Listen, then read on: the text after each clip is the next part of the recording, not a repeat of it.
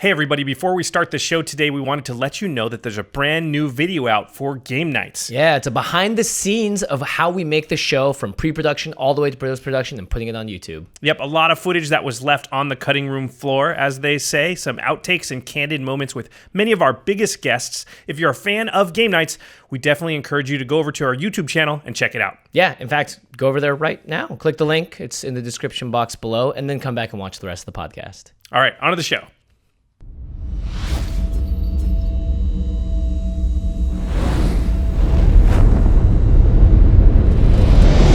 Greetings, humans. You have entered the Command Zone, your destination for all aspects of Elder Dragon Highlander. Enjoy your stay.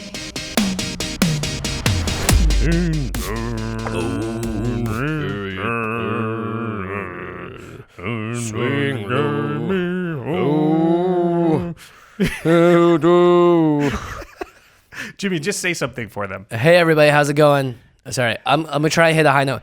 Hey, everybody.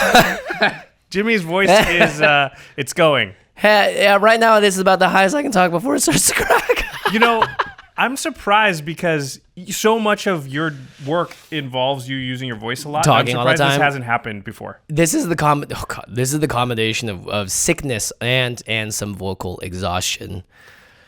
So how's it going, everybody? You are watching and listening to the Command Zone podcast. I'm your host, Jimmy Wong. How's it? It's Josh Lee Kwai. My voice is fine, however. Indeed it is. Thank goodness. Today we're going to be using our voices to talk about, to answer some questions that you guys have sent in and to talk about one of the more contentious, controversial decision points that we've ever had on game nights. That Probably got a lot the most contentious. Yeah, I would say if the latest episode of Game Nights, if you looked in the comments, like 90% of them are talking about this one decision point. I'm sure if you watched it, you know what we're talking about. We're also going to be answering questions like, what do I do if I'm winning too often? How do I fix that problem? Or how useful...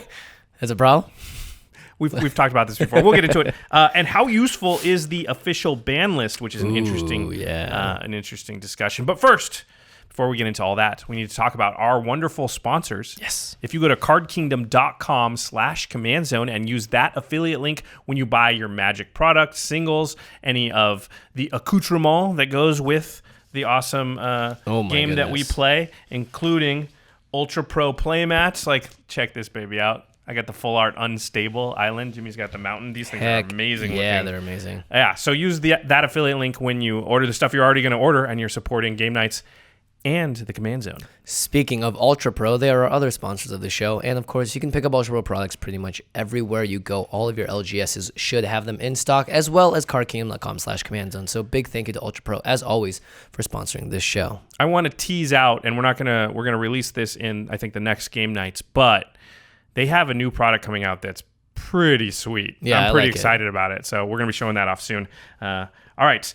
The final way to support the show is directly at patreon.com/commandzone. In fact, we call out one lucky patron every single episode, and this episode is dedicated to FELICIA ROLLETSCHKE. FELICIA, you rock. Another thing really quickly, to patrons, we are currently running a sort of promotion where you have a chance to make a guest appearance on game nights. Oh, what? That's correct. You can audition to be on a future episode of Game Nights. All of those rules and regulations for how to enter are in the more info box below the description. Click on that link, follow those guidelines, and good luck. Yeah, very excited to finally bring someone from the community onto the show. This is your chance. Make sure you don't miss out on it. All right, now it's time for the main topic, which is listener submitted questions. I'm going to note that the questions we're going to read are paraphrased. They're not direct quotes from the people. Okay. Let me take this first one. Okay.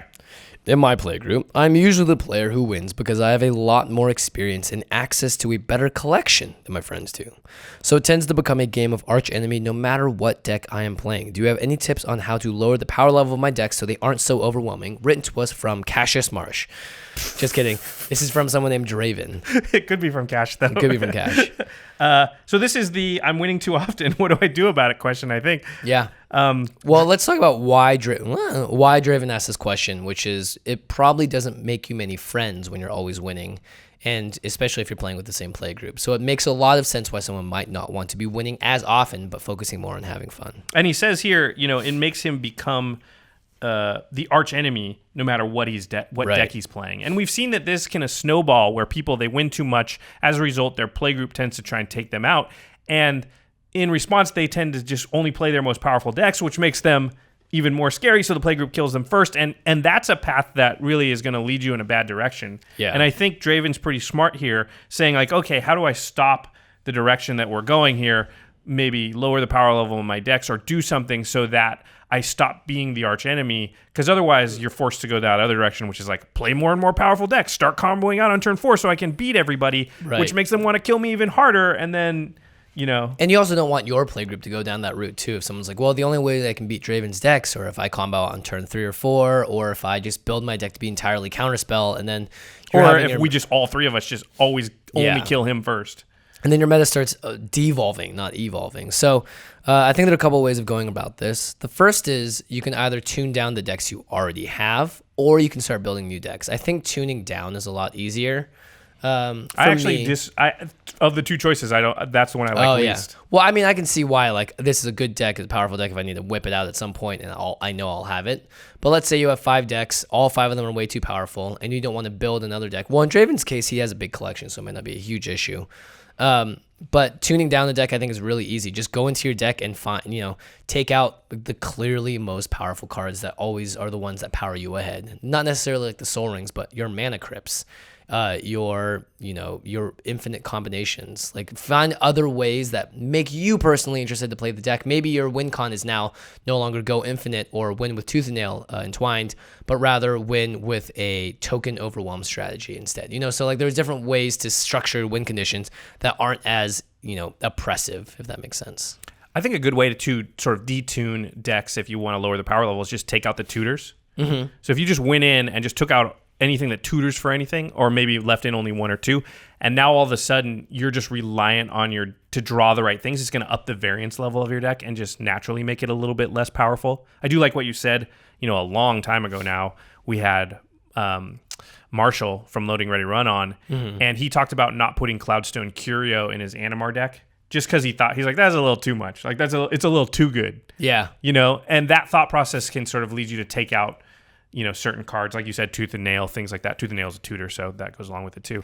I do prefer because part of the fun for me of Magic is like I have all my decks and then a new set comes out and I'm like, oh, I'm going to put this card in this deck, this card in that deck. And then, but it feels like when you're detuning the power level, it's hard to kind of have that part of the fun where every time new cards come out, you get to try and use them. Right. So to me, I would try and build a new deck or a couple of new decks, and I would make the goal of those decks different than winning. So like I've talked about in the past, maybe I make a deck and the goal of the deck is just to flip as many coins as possible. And like whenever I play that deck, I don't really care about winning so much. I'm still going to win. I'm playing it, try to win. But at the same time, when I'm building it, I'm actually going to build it in a manner that has as many coin flippy cards in it. Or you could do that with a lot of different things. I'm going to play a deck that's an entirely clone deck, and I'm just trying to clone everybody's stuff. And now my deck can't be oppressive. It can only have cards equal to the power level of your cards because I'm only going to clone your cards. That kind of thing. Yeah.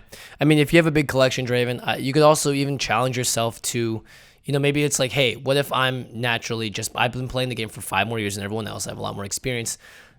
In that case, you could be like, all right, what if I tried to build an uncommon deck? Just like give yourself some crazy restrictions. Yeah. Be like, it's not going to be anywhere near as powerful as my other decks. I won't even be able to tutor, do a lot of the things I normally do, but maybe I can try and win through sheer gameplay. I really like that. Instead. Yeah, it's almost like a pauper deck, but it allows uncommons. But you think of how less powerful your deck will be with no rares, no mythics. Mm-hmm. Yeah, that's great. I have one other way that you could do this, and that's build a new deck, or as many as you want, and they have to be Boros. And if you're doing that, make sure you watch our Breaking Boros episode.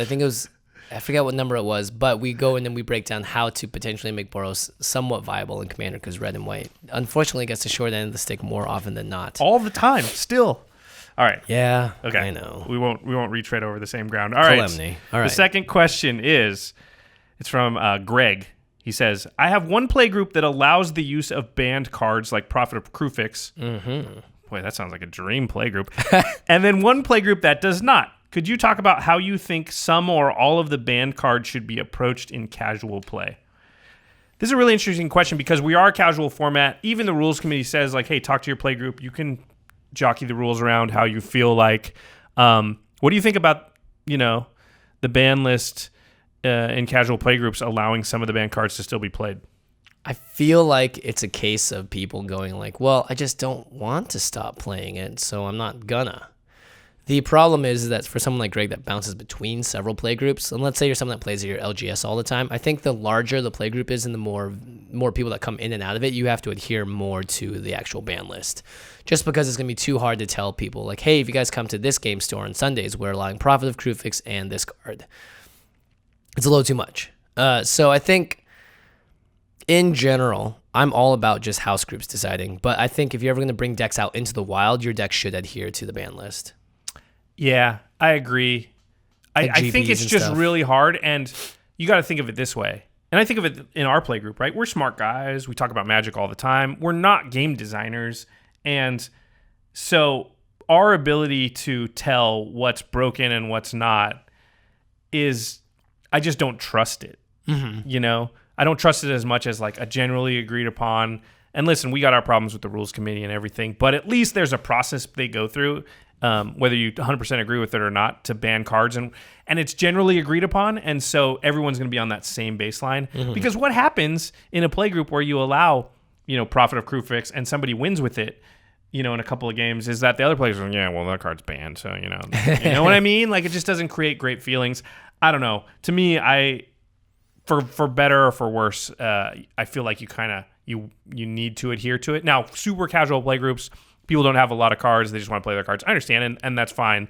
But my opinion is that, like, if somebody came and they're like, I've got a banned card in my deck, I'd probably be like, yeah, okay, play it. But in the back of my mind, I'd be like, if that card wins the game. Yeah, if you play it and it wins the game, then it's kind of BS, right? Yeah, especially because no one else is running against those rules. Another thing, too, is, like, the Prophet of Krufix is good always, but it's just how good it is also varies on the deck and how good the decks are around the table and all that stuff. For instance, if you have ways of abusing it in major ways, then you're obviously it's gonna be way more powerful. But if you're just like playing vanilla creatures or just like the cards you drafted last night at F&M, it's not as big of a deal. So I think a lot of that sort of has to go into it too, Greg, when it comes down to whether or not you're going to allow it to be used or not. Because if it's like, oh, this playgroup is mad powerful and they all use banned cards like Prophet of Krufix, that doesn't actually sound like a lot of fun.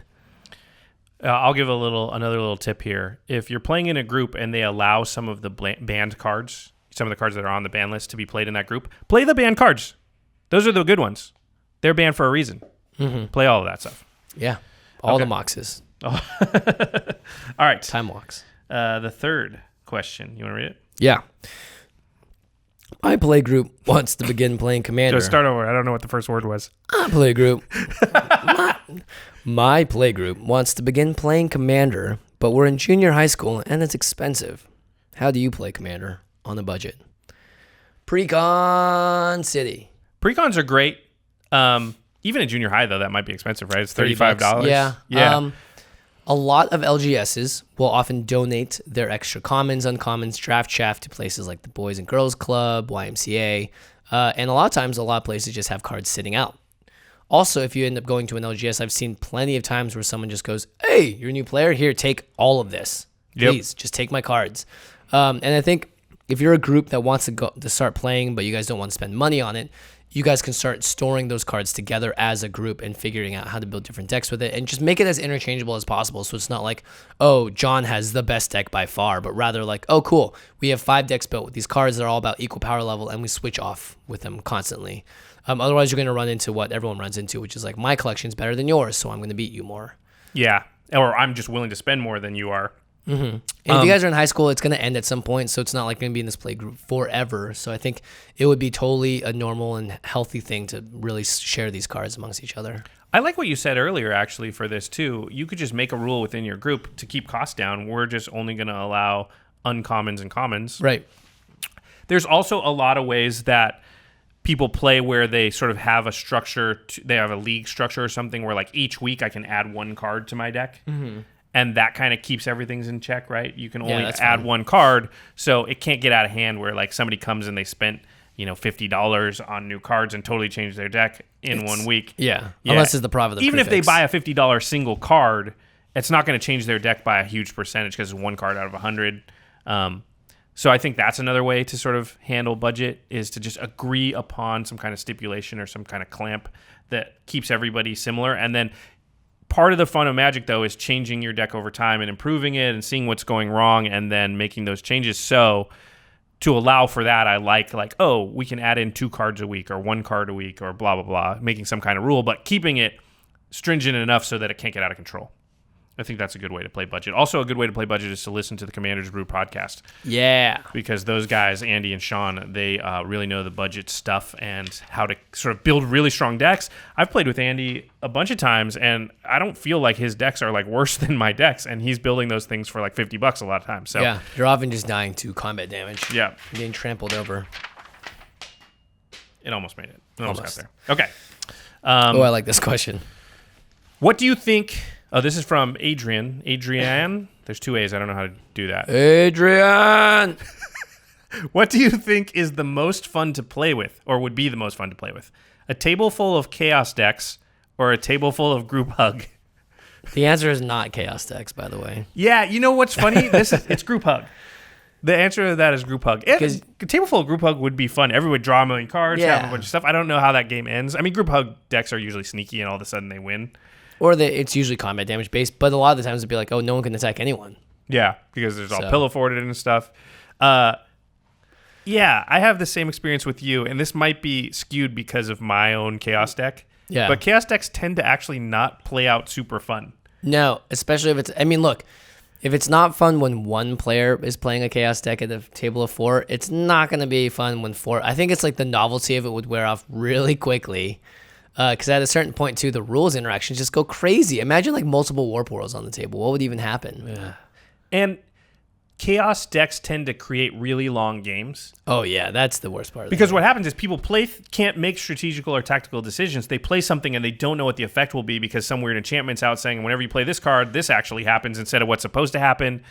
It's not super conducive to quick games, which I like quick games. I mean, I'm not saying a Group Hug game, all Group Hug game would be fast. It just would eventually end, whereas... It'd be more productive because you'd be able to cast a spell and keep it. You can at least try to win at some point. But Chaos decks can't usually try to win, and they usually stop other win conditions from actually doing the thing they're supposed to. Yeah, because it gives your spell to someone else, or it exiles it under some enchantment to be brought back later, or, you start melling yourself for no random reason.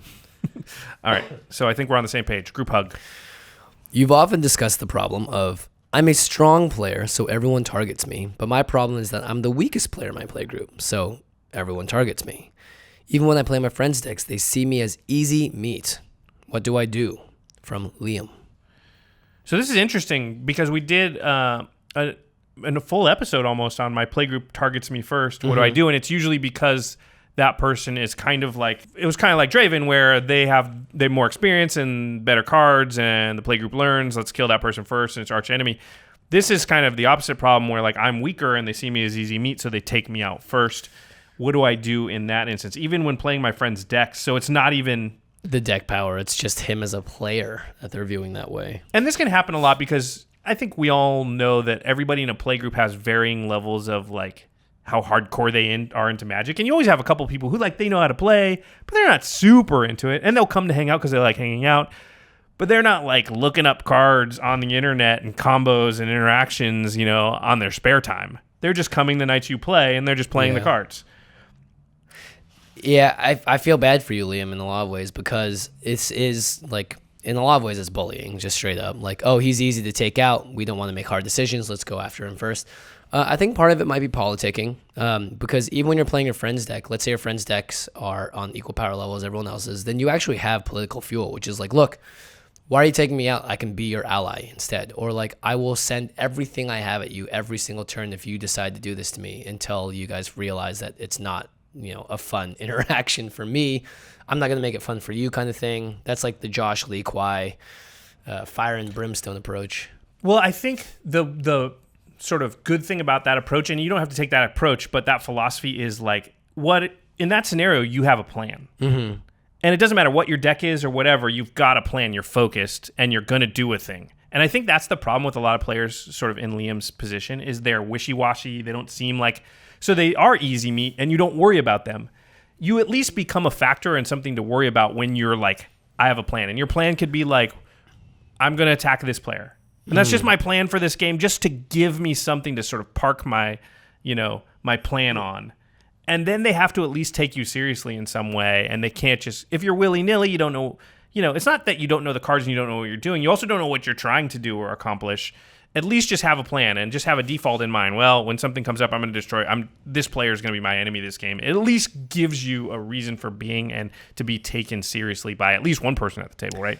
Yeah, and I mean that's the thing is like it's not going to be something that's solved in one game ever. I think this is the kind of thing that you have to do over the course of time, and also even like talking to the table and being like, look, it's not fun when you guys do this. I'm trying my best to contribute, and it doesn't makes me like, for instance, if this makes you not want to play, I think the players at the table should respect that at the very least.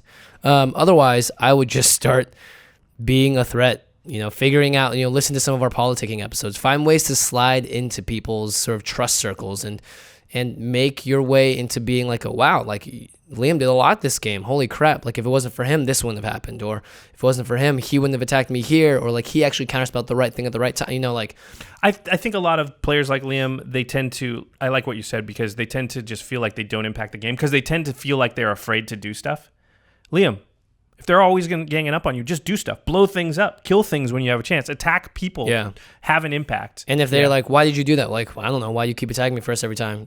I mean, I think that's a really good statement to make is like, I'm tired of being attacked and taken out of the game every time. The first person that hits me, I don't care. Everything I've got for this entire game is going at you. Yeah. And then you have a little fun mini game for yourself. And, that game is going to be better than you getting taken out first, right? So at least it's an incremental growth at that point for your personal satisfaction.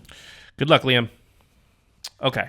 This one's from Alex. He says, I've been watching a bunch of Iconic Masters drafts. Sorry, this is from a little while ago, evidently. And everybody raves about Ravnica Karoo / Bounce Lands in Limited. What do you think about them in Commander? How about Theros Scry Lands? Would you play one, the other, both, neither? So Bounce Lands, Scry Lands. Alex is wondering, are they good in Commander? It is a really good question. Every deck is going to want different ones for different reasons. In general, I'm not a big fan of the Scry lands. In general, I don't think any land that comes into play tapped is going to be what I want to do. At the same time, we always preach on the show, look, if you need a dual land, it's okay if it comes into play tapped. If it even just gains you one life or even does nothing, it's fine. If that's what you have and you don't have, other dual lands, I would rather run a Scry land than just have all basics. Right. If I'm in a 2 or 3 color deck, I might as well put the Scry lands in.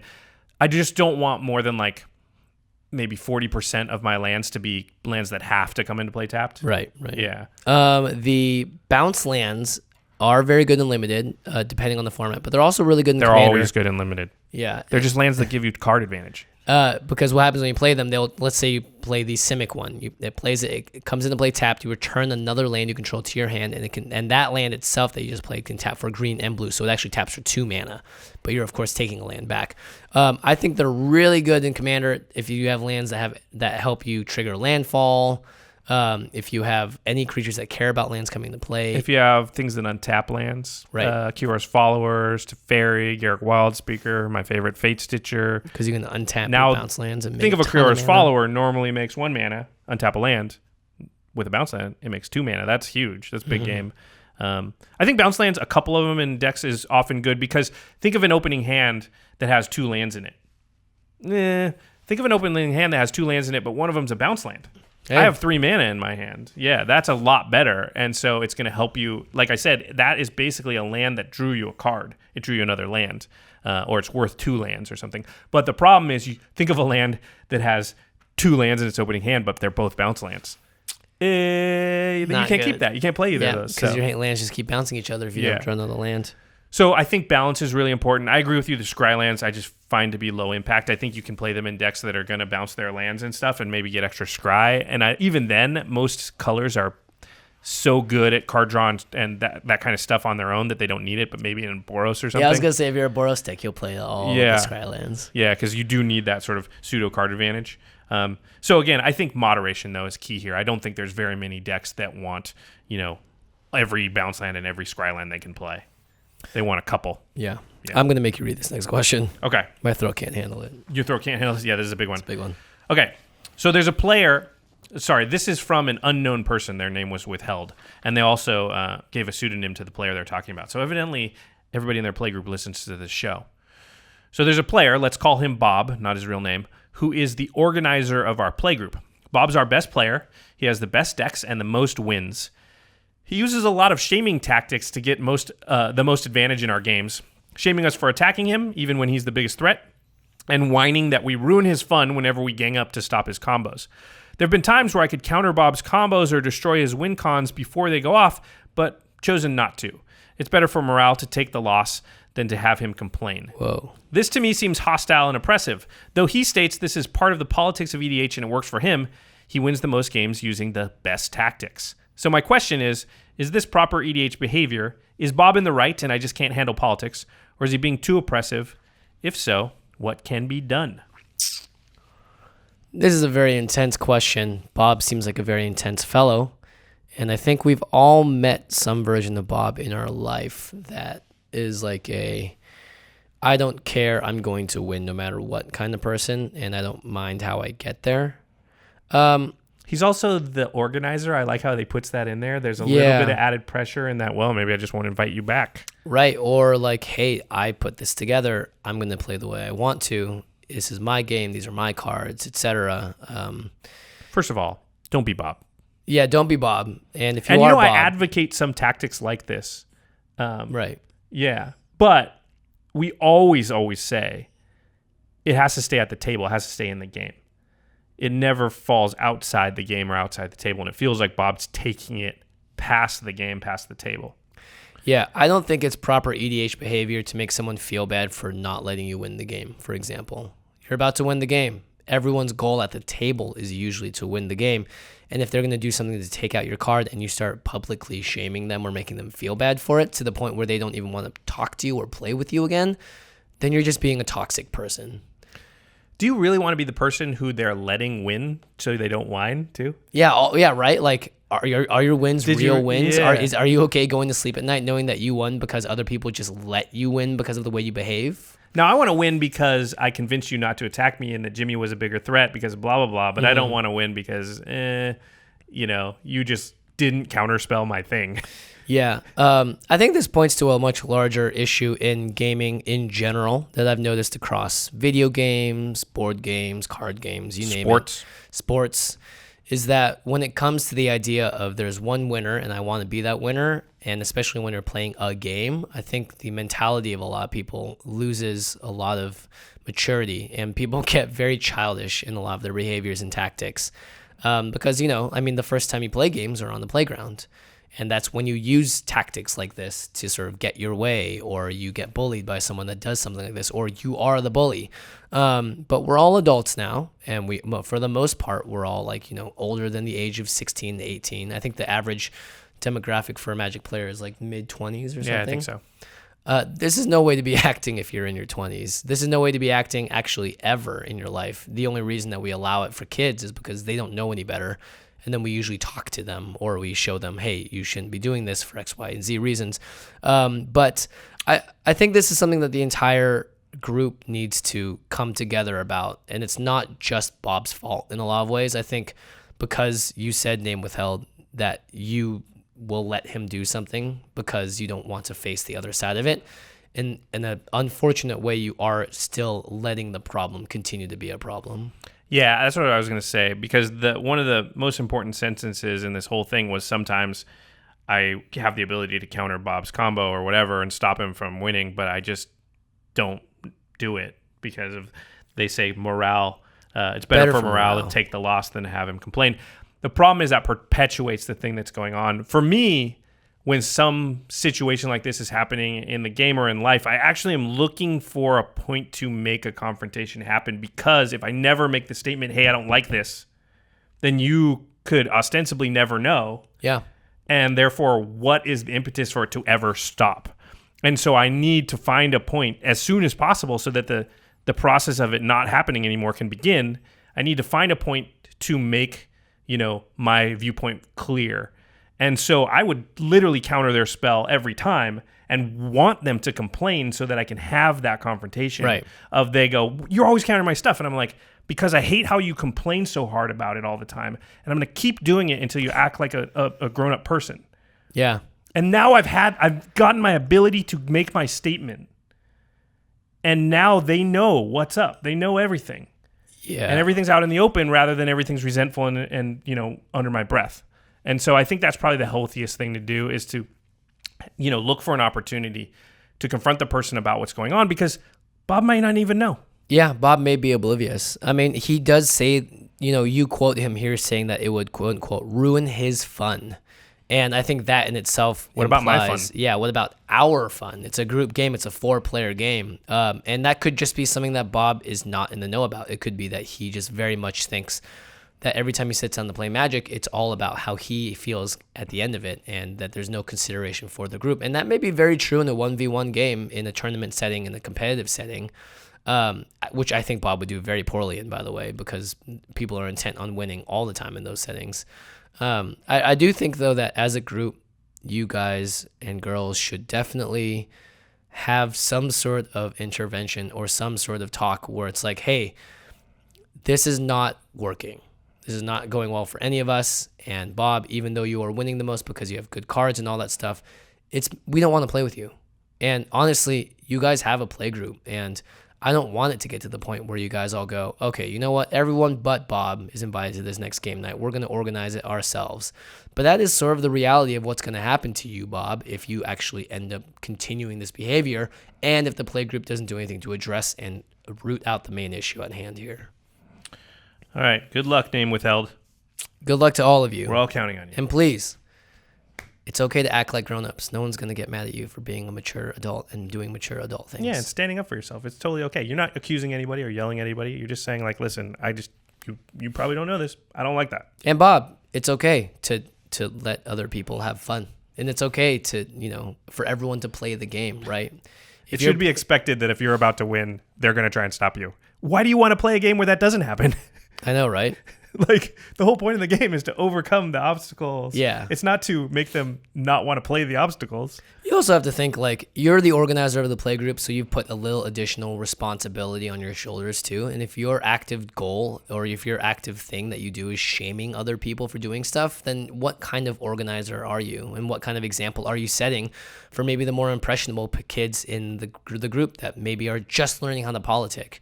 And if you're the person out front doing that, then you are setting an awful example for everyone else. So don't forget, you have a lot of impact as well and responsibility as the organizer. All right. This is our last question before we talk about the who to attack dilemma from the latest episode of Game Nights. Oh, it's from you. This question is from Josh. I did not choose it because it's from somebody named Josh, but that doesn't hurt. I am a new player to Magic. Been in it about 2 months, and I have already gotten Commander's Anthology, Arcane Wizardry, Draconic Domination, and I got it on the third try, and Feline Ferocity. That's a lot. Good in job. 2 months. Josh, way to go.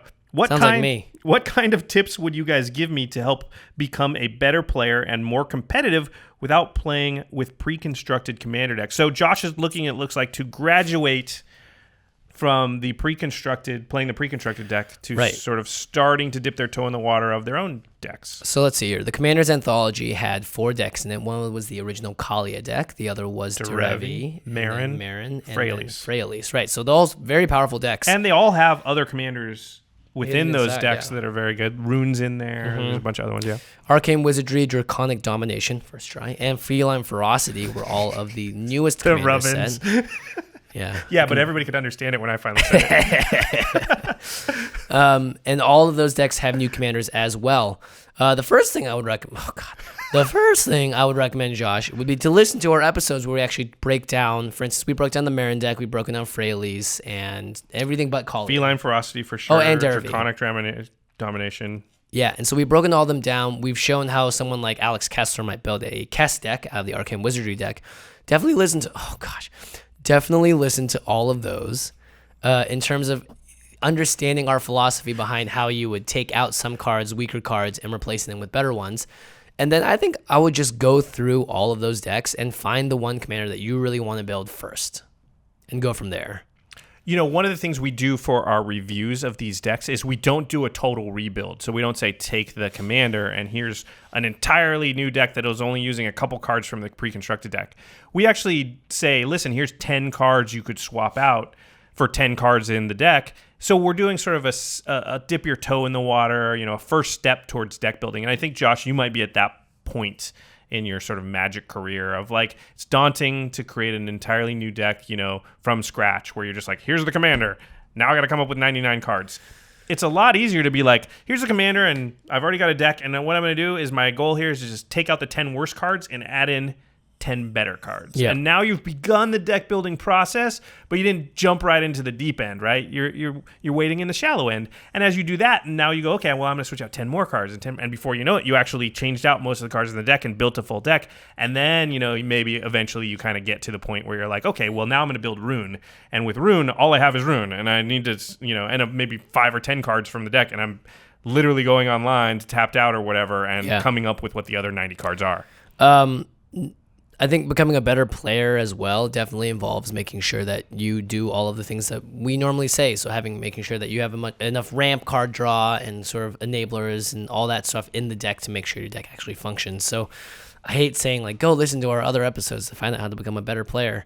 And I think for becoming better at playing and competitiveness, just playing more. And hopefully not in people like Bob's play groups, but in different LGSs, at conventions, with your friends.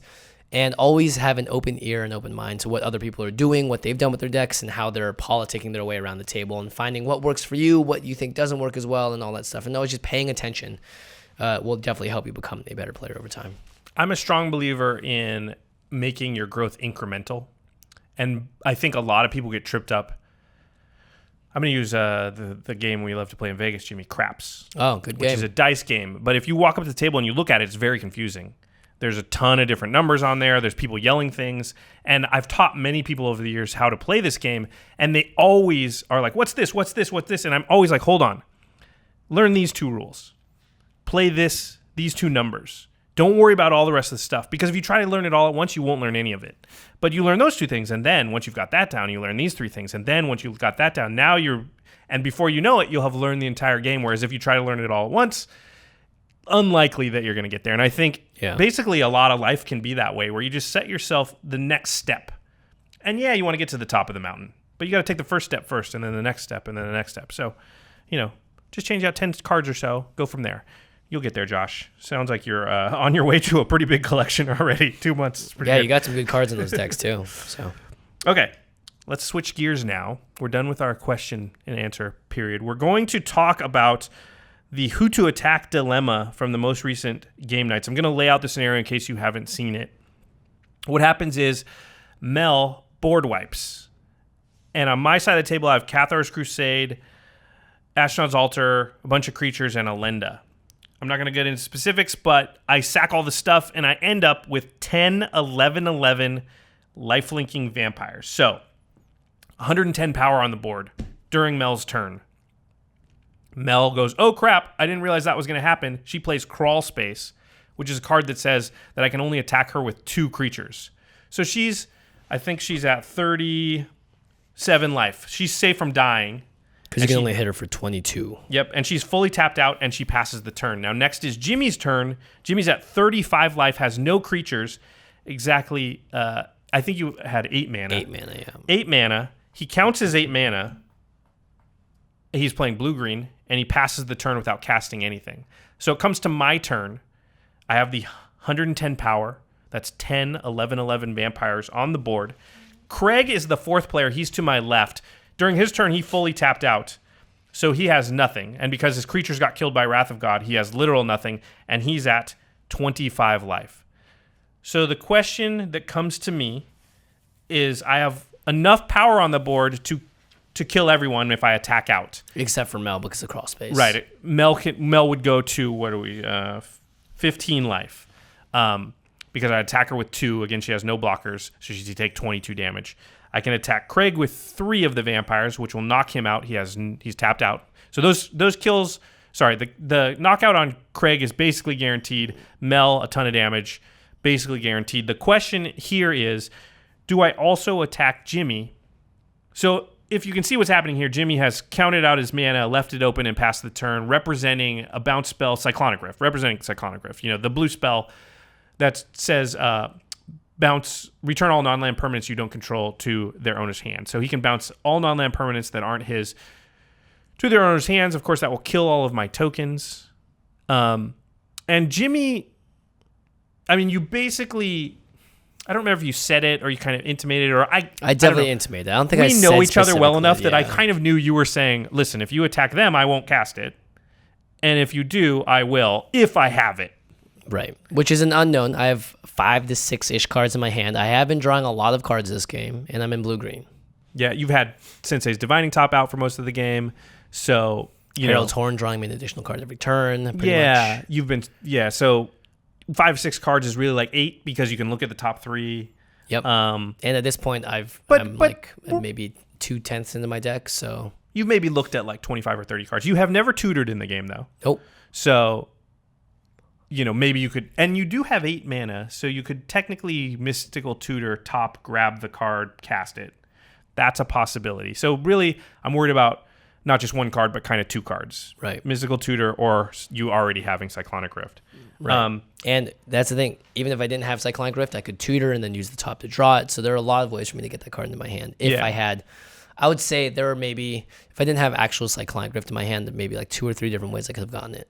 Yeah, and there's like Evacuation you could possibly have. There's some other things, but Cyclonic Rift is the most obvious and kind of what, I mean, you like counted. I remember you went like 1, 2, 3, 4, 5, 6, 7, 8 mana. Look at that. Yeah. And then you passed the turn. Some stuff that didn't get mentioned in the episode before we go into breaking this down. I only had 3 cards in my hand, and they were pretty bad. I think it was 2 lands. Ooh. It was like 2 lands, and I don't remember what the other one. It was like, I forget what the other one was, but it wasn't an impactful card that was really going to do anything. So that all did factor into my decision, because a big part of me was thinking like, well, what are my chances of winning this game with this hand? Right. Is my chance of winning this game likely to get better than having 110 power vampires? And again, Jimmy had 5 to 6 cards. So let's run through the choices that I was facing here, and we'll kind of break it down. Again, this is a question we asked on the Game Nights episode, and if you look at the comments, it's pretty evenly split. A lot of people think I should attack you. A lot of people said I shouldn't.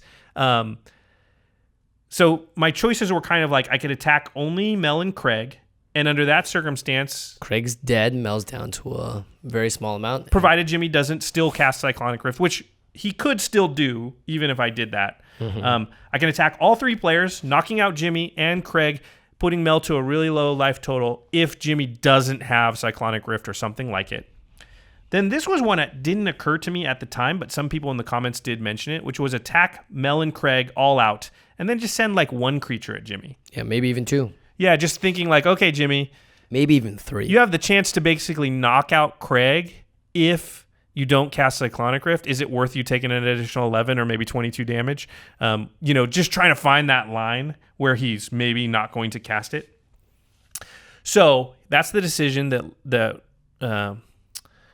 was in front of me at that time. It's a tough decision. I think for me, I think you made the right decision, which is you have to swing at everyone and go for the win. I think the chances of you winning there far outweigh the chances of what would happen if I had Cyclonic Rift. Because no matter what happened, if you did swing out there and I did have Cyclonic Rift, the end result I think would be the same. Unless you maybe did the thing where you maybe only swung 1 or 2 creatures at me. There was something people were talking about and they gave a lot of credit to that I didn't give much credit to, and I still don't, which was the life gain that I could get. Right, you would have gained a ton of life if I let that attack happen, yeah. I mean, I guess, what I really would have done if I didn't attack you was attack everything else at Craig. So I would have gained 110 life one way or another. And then hit Mel for 22. Yeah. And so, but my life total would be huge at that point, somewhere in like the 140s or 150s. That's what was going through my head, which was like, if Josh does do that... Do I still cast it? Well, I definitely would cast it. Probably, that's the thing, is like, am I going to beat Josh when he's at 120 life, but it would be me and Mel teamed up against him? Or do I just continue the game and not have someone like Craig knocked out? Craig, though, with Sakama and all of my artifacts and enchantments on the board, and he ended up being the thing I had to deal with for the rest of the game, I think I would have let that attack through and just thought to myself, you know what, maybe I'll try and kill him with commander damage because I can make it unblockable or something. I don't actually believe that the 110 life would have made too much of a difference in the game if I was heads up against you or virtually heads up against you because of your value engine. I would much rather have 4, 5, 6 more cards than I would have 100 more life. The 100 more life isn't going to do me a lot of good, especially considering that you eventually set up, Surge Spanner and blah, blah, blah. Like like, can you imagine if I was in the position where I was 1v1 against you and you had that set up? It's over. Like, I don't care how much life I'm at. I can never win that game. You can just start bouncing my lands and stuff, and it just doesn't matter. So the way I thought about it was, let's consider each scenario, and in each scenario, let's consider whether he has Cyclonic Rift or not.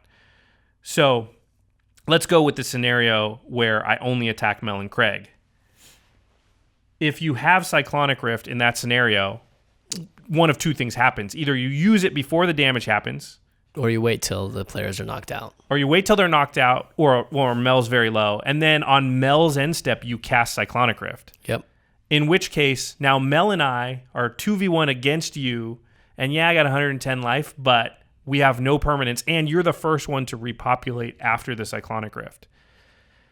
Now, let's say I attack Mel and Craig only, and you don't have Cyclonic Rift. I knock out Craig, I knock Mel way down, and I could have knocked you out. Right, and then instead of killing me, now you have played around the card that didn't exist, and you have given you an extra turn, and you have a 2v1 against both of us. And now you have the ability to maybe use top and other things to go find an answer on your turn. But more importantly, I'm also teamed up with Mel against me. Yeah. Whereas the other option would be all three of us against each other, kind of. And Mel was also playing a deck that had a lot of board wipes, so there's a decent chance Mel untaps and board wipes for you. In which case, now I'm at 110 life, but it's 2v1 and it's not great. So let's go through the scenario where I attack Mel and Craig all out and just one creature at you. I think this is basically the same as what we just described. Yeah, but in this case, I would wait to use Cyclonic Rift because I would see maybe he has some crazy double strike thing that can kill me out of nowhere. And if he didn't, I think I'd be okay letting Mel and Craig take a ton of damage and getting a ton of life. And then I would, again, wait till Mel's end step to use Cyclonic Rift. And you were at, what do we say? You're at 35, so you're going to go down to 24. Yeah, not that significant. Yeah. And if you do, either you do or you don't. I think it's the same scenario as I only attack Mel and Craig, whereas you Cyclonic Rift on Mel's end step, and we're in huge trouble. I don't think you can overestimate the fact that when you play the Rift is very important, because if I make you use it on my turn, not only do I get to replay my stuff, but Craig and Mel get to replay their stuff. Right. And now the games can be sort of more even. Whereas any other scenario where you use it on the end step before Mel's turn, you're way up here and we're all way down here. Yeah. And no matter what, the situation was looking the best for me if I had Cyclonic Rift. By far. Yeah. I mean, I was thinking, even if you showed me Cyclonic Rift, let's say that the scenario is totally the same, except for you literally just show the card to me and say, I have it. Telepathy's out. Yeah. I have the card. Look at it. Now, who would I attack? I think I still attack you because you've got it. No matter what, I'm going to use it at Mel's end step, and your board is gone. And now my board's gone, and you're putting stuff out before I am. I'd rather make you use it now because my vampires are dead. And would I rather have 100 life, or would I rather have Craig still in the game? And that was a really big... I was figuring... Well, imagine this. You're like, look, he has Cyclonic Rift. This is bad for all of us. And let's say you go to swing at Craig, and then all of a sudden I'm trying to use this as a bargaining chip. And let's say what if I want to use it now? Now I can get Craig on my side. Yeah, there's just a lot worse. Whereas if you're saving yourself, you can't make the statement to Craig, hey, I'm saving you. Yeah, exactly. He's like, you're saving yourself. You're not saving me. Yeah. I also was thinking, if Jimmy has Cyclonic Rift, I need Craig to stay in the game. Mm-hmm. Because me against Jimmy that's just Cyclonic Rifted, if Craig is out, is a lot worse than me against Jimmy that's just Cyclonic Rifted if Craig's still in the game. Because Zakama is the biggest way to keep you in check. Because we needed to blow up the value engines, basically. I mean, I didn't know you were going to get Surge Spanner and start he will never play anything, basically, for the rest of the game. But at that point, I actually wanted Craig still in the game if you had it. So, pretty interesting. I still believe I made the right choice, but a lot of people, and I was surprised, were giving a lot of credence, especially to the fact that I would gain so much life. I just don't understand how gaining all that life actually does me much good. Yeah, life gain I think is a little overrated here. And a lot of people brought up the old example that I've used a long time ago where I played Cryptic Command like 6 times in the game. By just threatening it? By just saying like, look, if you attack me, I'm going to tap, if you're saying you're going to attack me, I'm going to tap all your things down and then you're going to be open and we're all going to kill you. So it like happened for like 3 turn cycles where I could just keep casting the Cryptic Command over and over again. So you can't let that happen either. Yeah, one of the moves I love to make in a game is like when somebody threatens to kill my thing or do something, and I go, yeah, okay, go ahead, do it. Yeah. Where it's like I can't play around that card. If you have it, you have it. I don't want to be in a position. Like, I'd rather you use it now. Yeah. Under my terms. On the board, too. Like, yeah. Maybe I won't play something out of my hand, but there's nothing I can really do to save that card on my board unless you have some crazy flicker shenanigans. Yeah. So I am interested, for those of you that haven't weighed in, and we'll go to the listeners here. If you haven't weighed in already, what do you think about that decision? And do you think that that is what you would have done? I do believe the correct decision was to swing at Jimmy, even like I said, if he had showed me the card. Yeah, try and win the game at that point, I think, for sure. Because if you win the game, guess what? You win the game, right? If you don't win the game, then you have done the best thing that doesn't create the most enemies or allies against you necessarily. I mean, we cut this from the interviews, I think, in the game, but one of the things that I said was, like, let's say that in my mind I was 90% sure that you had Cyclonic Rift. That's a 10% chance to win the game right now. On the spot. Yeah. My chances at the beginning of the game are only 25%. Yeah. So 10% right now is actually pretty good, considering that, like, I can't beat a Cyclonic Rift if he's got it. Yeah. So interesting. All right. Yeah, weigh in about that. I'd like to hear people weigh in about whether they, in their casual play groups, follow the ban list strictly or not. And then how would you handle somebody like Bob, who's maybe a little bit, he's socially manipulating people not in the game, outside the game. Maybe not even on purpose. Who knows? Yeah. All right. Whew. Make sure that you visit cardkingdom.com/commandzone to buy all of your Magic products, singles. What set we got coming up here? We got Rivals of Ixalan just came out. M25 about to come out. We can't say anything, but Jimmy and I have seen the set because of game nights, and it's pretty sweet. So you might want to be pre-ordering some of that stuff. Yeah, not to mention a lot of Rivals cards too. Like those new flip enchantments, I think are awesome. So you definitely want to get a hand on some of those. Azor's Gateway. Yeah. Storm the Vault is a card. Storm the Vault is really cool is too, a card that I want to build an entire deck now just because of Storm the Vault. And also make sure to pick up Ultra Pro products. We got Eclipse sleeves, there's heavy metal dice, there's awesome playmats. They have all kinds of stuff, and they have a new product coming up, which we're going to talk about on the next game nights. It's so cool. It's pretty sweet. It appeals if you like collecting and doing stuff like I do in the game, 4 games, you're going to love this. There's a certain part of our game, boy, we're being really teasy, but there's a certain part of our game that it's going to up the ante on pretty big. Yeah, certainly. So pretty sweet. Okay, now it's time for the end step, where we talk about something cool outside the world of Magic. Okay, so every single year, you can get a flu shot from the medicine people. You can go to like a pharmacy. CDC, right?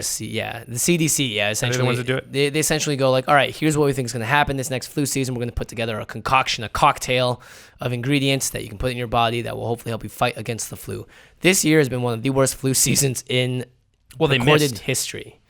My girlfriend, who is a medical provider, she would say that I think the flu shot, because they're predicting, like you said, this year they missed with the flu shot, and it's only 10% effective. Yeah, it's usually a lot more effective, and a lot of people have actually died from the flu this year. But that 10%, again, if that's 10% to miss the flu, as this is now the 3rd time I've been sick this year, I would take that 10% every single time. And my dad's a doctor as well. So. Well, yeah, and my girlfriend would want me to say here that you should still get the flu shot because it actually will make, when you do get the flu, it's less intense. It's less intense. So yeah, it's still worth it to get the flu shot because you're more likely this year than others to still get the flu even though you've had the flu shot. But then when you do, it won't. You're way less likely for it to be fatal or something. It knocked me out for an entire week straight. It knocked a few of my friends out for an entire week straight. And this is, again, the 3rd time I've gotten sick now. And I usually only get sick once every 2 years.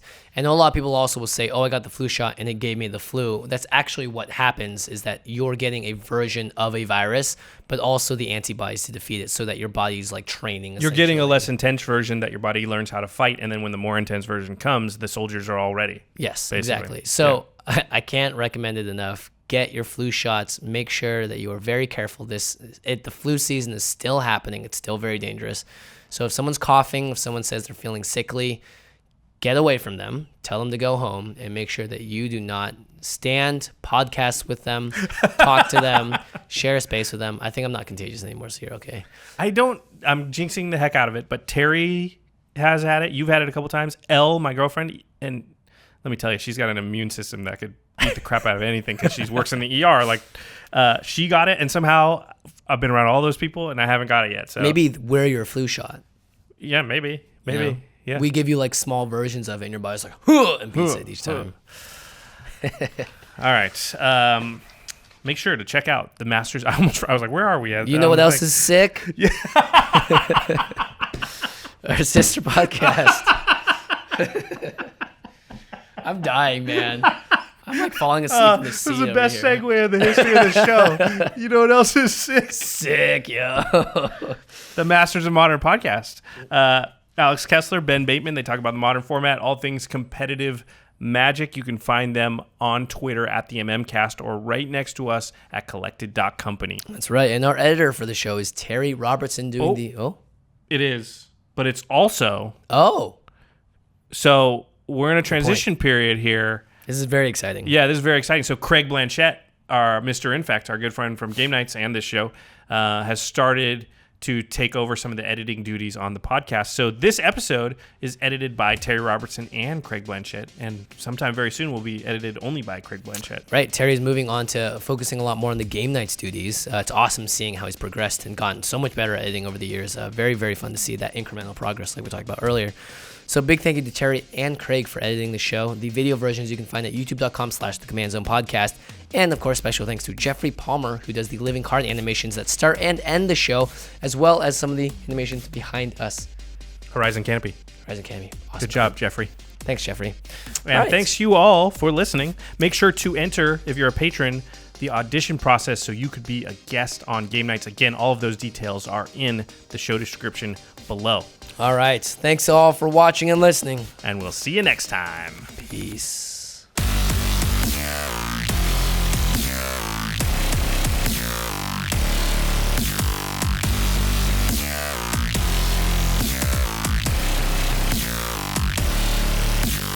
Thank you for your attention.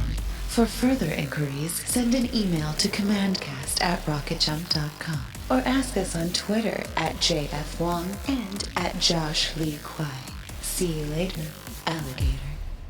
Greetings, humans.